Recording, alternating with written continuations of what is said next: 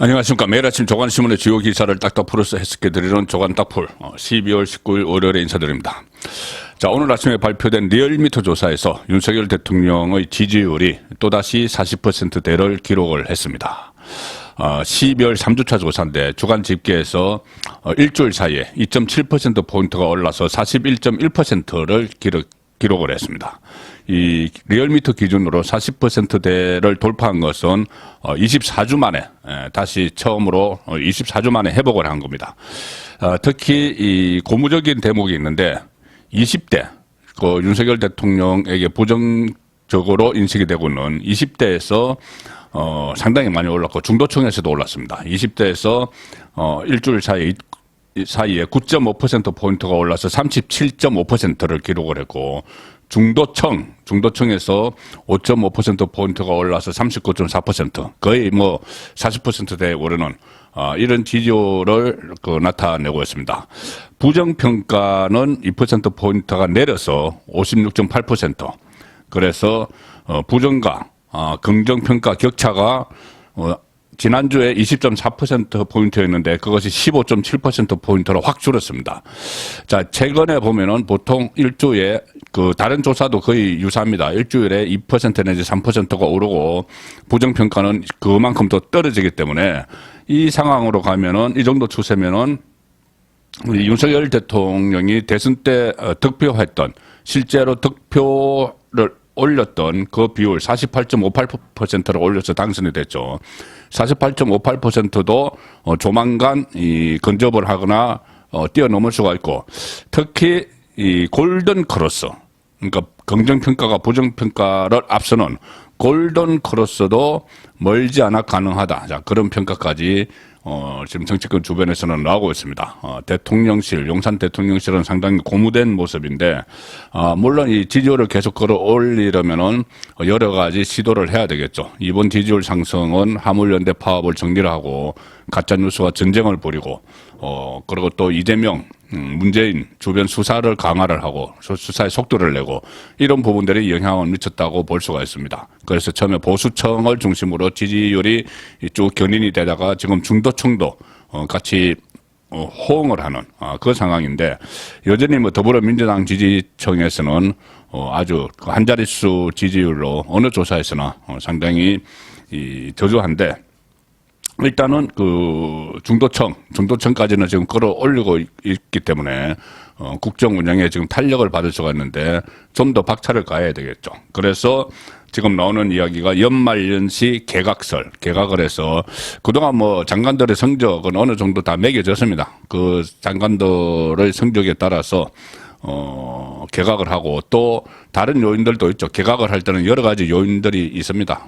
어떤 가령 이상민 행안부 장관 같은 경우는 지금 해임 건의안까지 민주당이 의결을 했지만 거기에 따라서 해임하는 것이 아니고 개각을 할 때 자연스럽게 퇴진을 할 수도 있는 것이고, 또 국민의힘이 이 당권 경쟁에 불이 붙었기 때문에 국회의원 출신 내각 장관들 중에서는 또 내보낼 수도 있는 것이고, 그런 여러 가지 요인들이 있습니다. 어쨌든 이 연말연시 부분 개각, 그리고 내년 초 국민의힘 전당대회를 거치게 되면은 국정 운영에 더욱더 탄력을 받을 수 있다. 자, 그런 상황으로 전개가 되고 있습니다. 오늘 동아일보 보시면 개각 기사를 실었습니다. 윤 대통령 신년에 중폭 개각 가능성.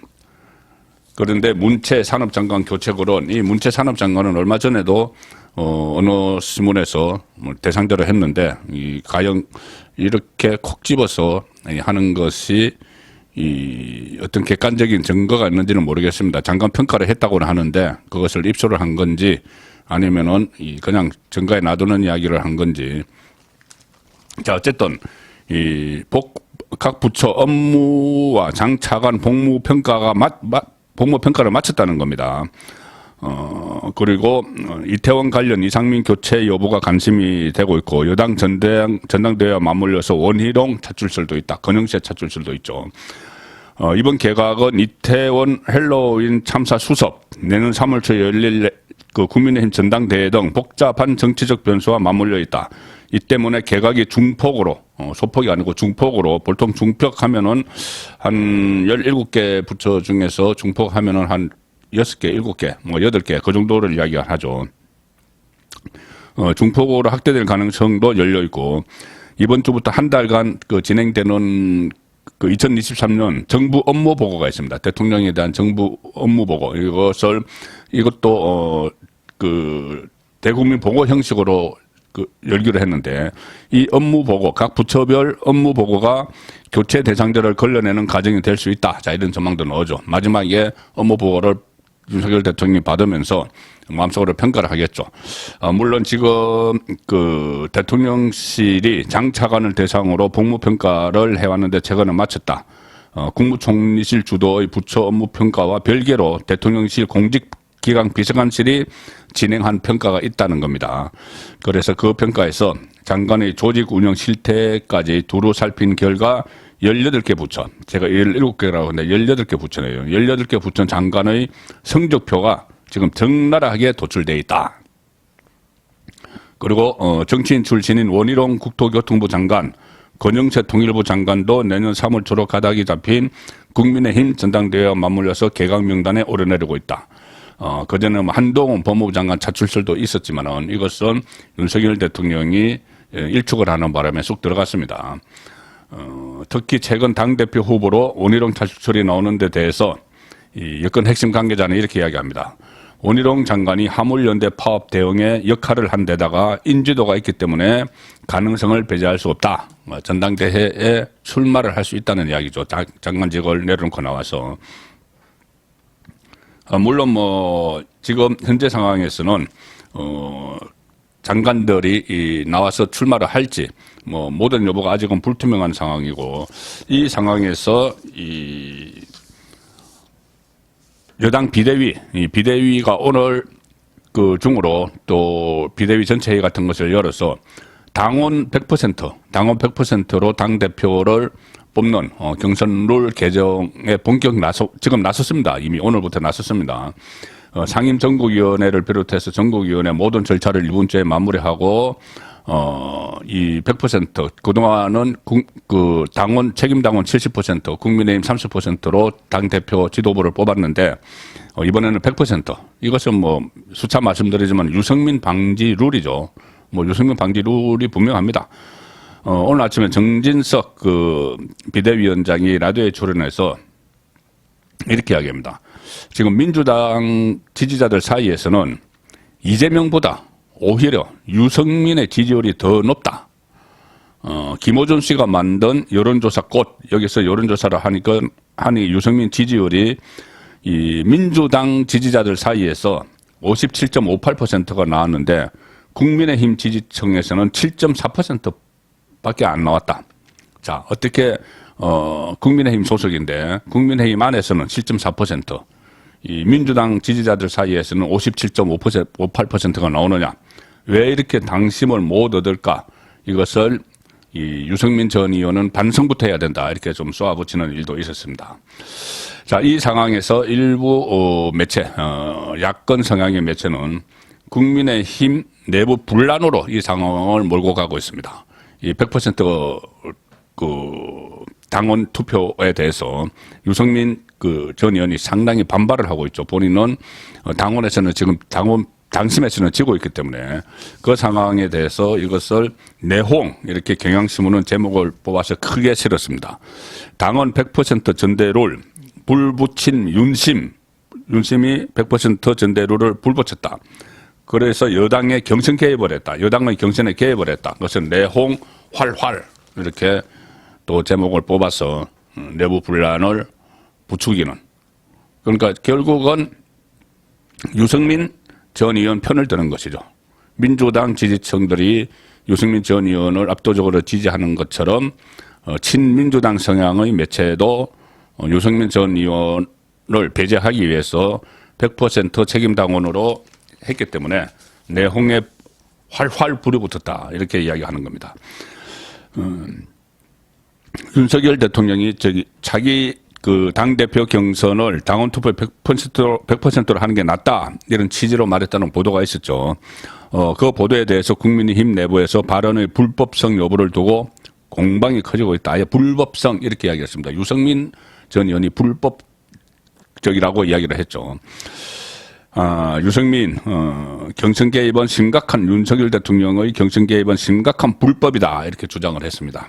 여기에 대해서 뭐 권성동 의원이나 다른 당 친윤 주자들은 반박을 하고 있는 상황이고 이 경향신문은 또 나경원 전 의원 제가 어제 돌고 돌아 나경원인가 뭐 이렇게 또 제가 분석을 해드렸는데 아직은 여러 가지 변수가 남아 있지만 현 상태로는 돌고 돌아서 나경원에게 와 있습니다. 그런데 이것이 좀 전에 말씀드렸다시피 원희룡이 투입되던 권영채가 투입되던 아니면 또 다른 제3의 친윤에서 나오던 여러 가지 변수는 있습니다. 일단 경향신문은 당내에서 나경원 저출산 고령사회위원회 부위원장의 당대표 출마 여부가 관심사로 떠오르고 있다. 나 부위원장이 나서느냐가 친윤계 당권 주자 판도를 크게 뒤흔들 수 있기 때문이다. 지금 국민의힘 지지층에서는 1위를 달리고 있기 때문에 그렇습니다. 나경원 부위원장이 출마하면 다른 친윤계 후보에게 갈 표가 나 부위원장에게 상당히 옮겨갈 것으로 전망이 된다. 나 부위원장 입장에서는 다른 친윤계 주자들의 지지율이 높지 않다면 비윤계인 유승민 전 의원을 견제하기 위해 자신이 나서야 한다고 명분을 내세울 수 있다. 자, 이것은 제가 어제 말씀드린 대로 윤석열 대통령이 이 윤심 논란이 있는 데 대해서 당권 주자들이 제 이번에 출마하니까 좀 도와주십시오 이렇게 이야기를 할 때마다 윤석열 대통령이 이 지지율이 우선이다. 가장 지지율이 높은 후보에게 일종의 윤심이랄까 높은 후보에게 뭐 내가 응원하겠다 뭐 이런 이야기를 하고 있다는 겁니다. 그래서 현재 지지율이 상당히 중요한 것이죠. 유승민 전 의원을 꺾을 수 있는 만큼의 지지율, 당원 100%를 하더라도 완전히 뭐 책임 당원이 바로 친윤이다 이렇게 또 완전히 정식이 성립되는 건 아닙니다. 선거를 거치면서 지방선거와 대선을 거치면서 여러 다양한 이 책임 당원들이 유입이 됐기 때문에 지금 뭐 현재 한 79만 명 되고 지금 전당대회 앞두고 한 100만 명이 된다고 하니 그리고 또 2030, 40까지 20대, 30대, 40대까지 합치면은 전체의 30% 정도 비중을 책임당원들이 차지를 하게 됩니다. 그러면은 이 책임당원 100%를 하더라도 친윤 주자가 무조건 된다 이런 보장은 지금 없는 거죠. 그래서 기존의 책임당원들에게서 인기가 있는 나경원 전 의원이 다시 부상을 하는 겁니다.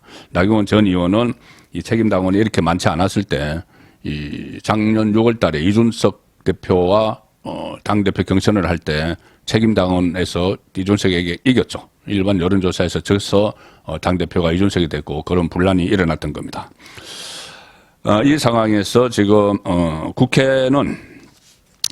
국회에 대한 대처도 윤석열 대통령의 앞으로 국정 운영하는데 상당히 중요한 대목인데 그래서 다음 총선이 중요하고 당 대표를 잘 뽑아야지 다음 총선에서 윤석열 대통령과 호흡을 맞출 수 있는 지도부가 탄생할 수 있는 겁니다.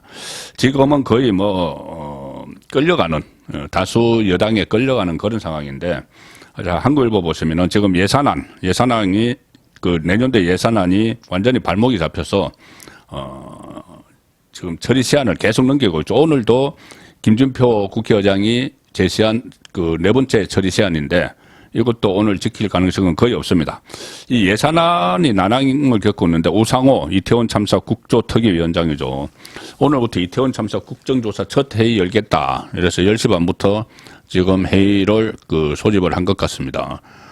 그래서 이 원래 여야 합의를 할 때는 예산안을 처리를 하고 나서 국정조사를 본격적으로 진행을 한다. 이렇게 합의가 됐는데 예산안이 처리 안 된 상황에서 국정조사를 하겠다. 이렇게 되니까 국민의힘은 일종의 보이콧이죠. 그전에 이상민 장관 해임 건의안이 통과됐을 때 그 항의 표시로 국조특위 국민의힘 소속 의원들은 저는 사퇴를 했습니다. 그래서 반쪽으로 열릴 수밖에 없는 상황이죠. 야 3당 단독으로 개문 발차 국정조사 선언. 일단 문 열어놓은 채 시작하겠다는 거죠. 여당이 또 타든 안 타든. 그래서 여당은 합의 파기할 상황 변화는 없었다. 예산안 처리가 우선이다. 거세게 반발을 하고 그래서 결국 반쪽짜리 국정조사가 될 가능성이 커졌다. 당초 국정조사는 여야 합의에 따라서 예산안 처리 이후 본조사에 착수하기로 했지만 예산안 협상이 난항을 겪으면서 일정이 불투명해져 야 3당 단독으로 개문 발차를 시작을 한 겁니다.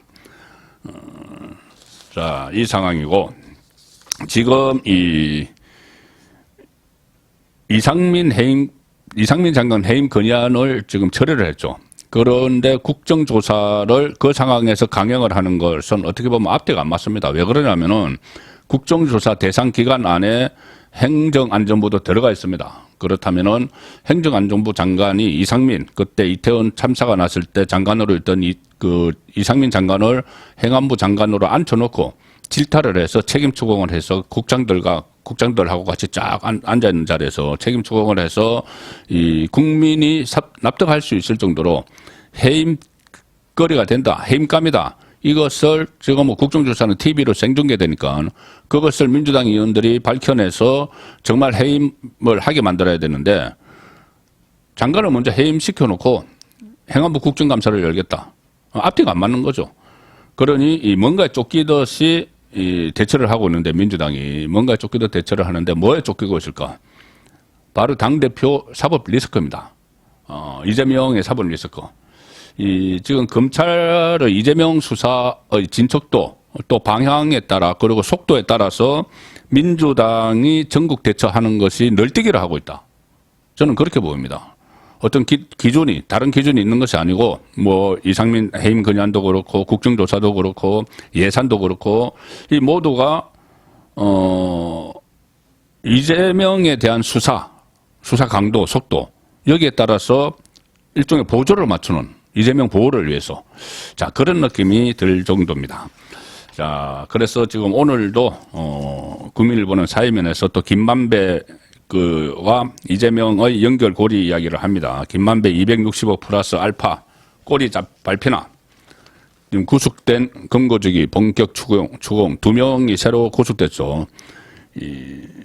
최우향 헬멧맨 최우향 전 쌍방울 부회장 그리고 또 한 사람은 이한성 이하영 전 경기도 평화부지사 보좌관을 했던 그 두 사람이 일종의 비자금 금고지기 역할을 했는데 김만배의 그 두 사람이 구속이 됐습니다. 그러고 나서 김만배 씨가 극단적인 선택을 시도를 해서 지금도 중환자실에 있죠. 그래서 그와 관련해서 지금 용처 확인 260억 플러스 알파 260억에 뿐이 아니고 더 있다. 그래서 그것을 지금 검찰이 포착을 했는데 배당금에 대해서 용처 그 용처가 어디냐 사용처가 어디냐 이것을 집중적으로 추궁을 하고 있습니다. 검찰은 김만배 씨가 이재명 민주당 대표 쪽에게 나눠줄 배당 이익을 꼭 이재명 쪽에 주기로 했던 배당 이익을 그건 당장 뭐 현금으로 줄 수도 없고 또는 이재명 쪽 몫이라고 표시도 할 수 없으니까는 그 배당 이익을 자신의 지분 속에 김만배 자신의 지분 속에 잡아둔 것으로 지금 의심을 하고 있습니다. 그리고 특히 대장동 개발 사업 비리 의혹이 대대적으로 제기된 뒤인 지난해 10월 6일 김만배 씨가 배당금 423억 원을 수령한 직후에 220억 원을 모처에 송금한 정황을 잡고 계좌 추적을 확대를 검찰이 해왔는데 그러니까 비리 의혹이 막 터져서 막 언론에서 보도가 되고 이렇게 하는 그 와중에 220억 원을 모처에 송금을 했다.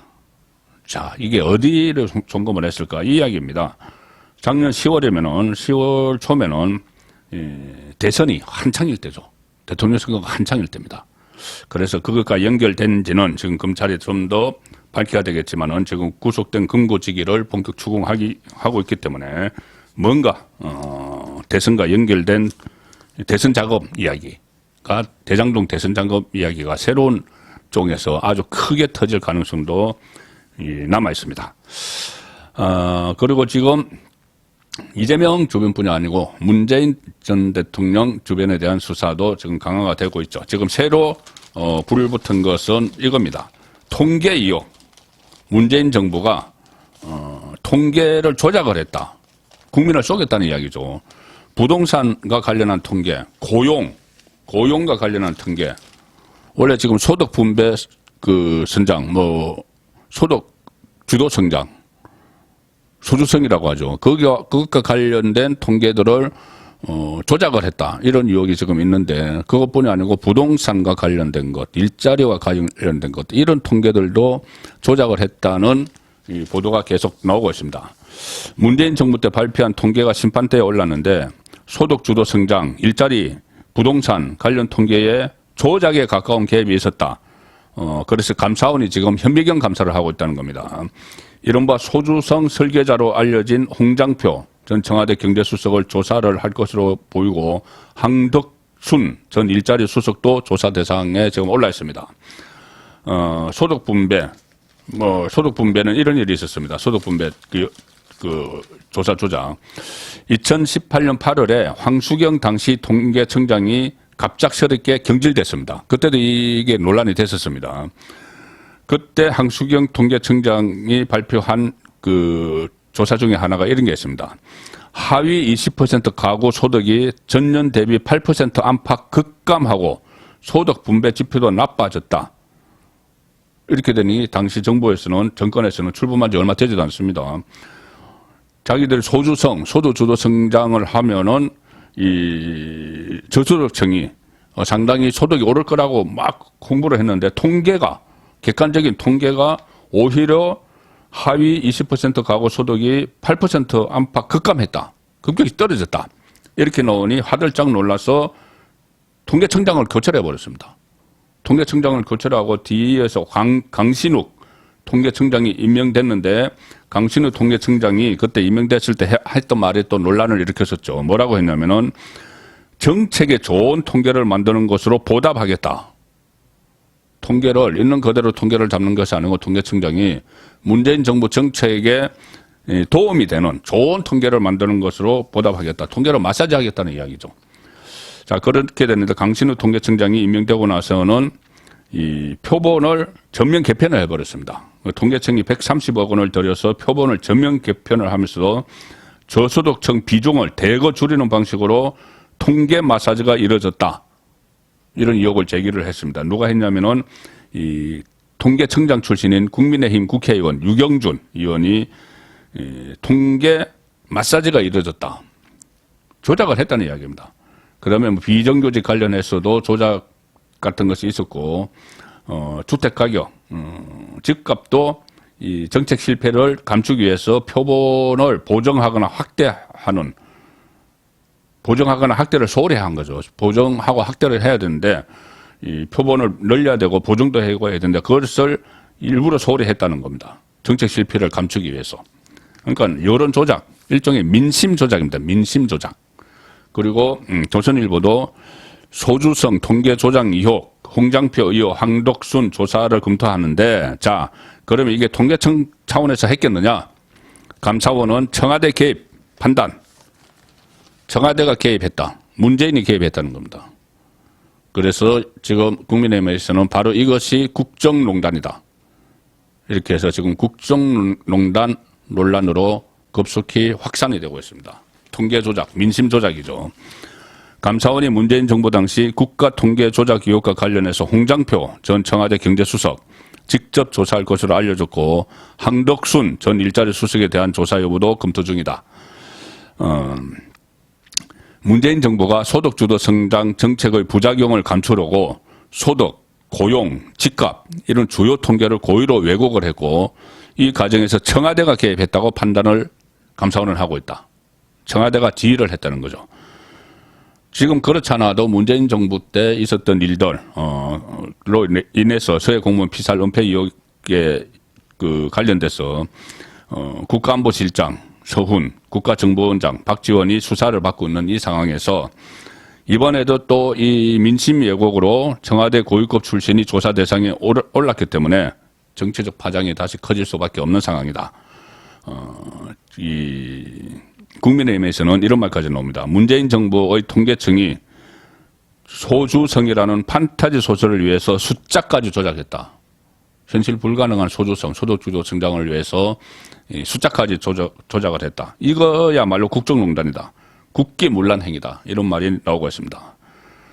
자, 이 상황인데, 자, 이렇게 되면은 저희가 앞서 설명해 드렸다시피, 이재명 주변도 문제고, 문재인 주변도 문제고, 그 상황이죠. 그런데 오늘 매일경제는 이런 기획 기사를 실었습니다. 이상훈 정치 전문 기자가 실은 기사인데, 제목이 이겁니다. 명문 정당 유효 기간 째깍째깍, 옛 주류 친문이 움직인다. 포스트 이재명 대비하나. 명문 정당은 본인들이 이름 붙였죠. 뭐 명문가 이런 명문을 본따서 이재명 정당, 문재인 정당, 그래서 명문 정당 했는데 지금 양쪽이 갈라서고 있습니다. 양쪽 다 수사를 받고 있는데 정치권에 있는 양 진영에서는 이제 이재명은 끝났다. 이제 그러면 친문 쪽이 다시 당권을 잡는다. 이런 시나리오가 있다는 겁니다. 상당히 구체적으로 이 내용을 분석을 했습니다. 민주당 안의 집안 사정이죠. 제가 보기에는 양쪽 다 지금 뭐 거의 멸문지하를 당할 이런 상황인데 어쨌든 정치권 안에서는 양쪽이 이 주도권 싸움을 벌이고 있습니다. 핵심은 이겁니다. 이재명 사법 리스크 단일 대우 방어에 민주당 망하는 거 아니냐 이런 우려가 친문 쪽에서 나오는 겁니다. 이러다 다 같이 망하는 거 아니냐. 그렇게 되니 이 친문 핵심들이 각 지역을 돌면서 비대위에 대비를 하고 있다. 다시 비상대책위원회 이재명이 아웃되면은 비대위를 만들어야 되니까 친문 진영에서 거기에 대비를 하고 있다. 대안 인물 누구를 할 것이냐 놓고 접촉을 노리고 있다. 그리고 김경수가 전 경남도지사 만약에 사면 복권이 되면 영향을 미칠 수 있다고 촉각을 곤두세우지만 친문 쪽에서 근데 김경수 그때 그런 이야기 했죠. 본인이 복권 안 시켜주면 사면도 안 받을래. 그러니까 그 대통령실에서 그래 그럼 사면도 하지 마. 이렇게 된 상황입니다. 현재까지는.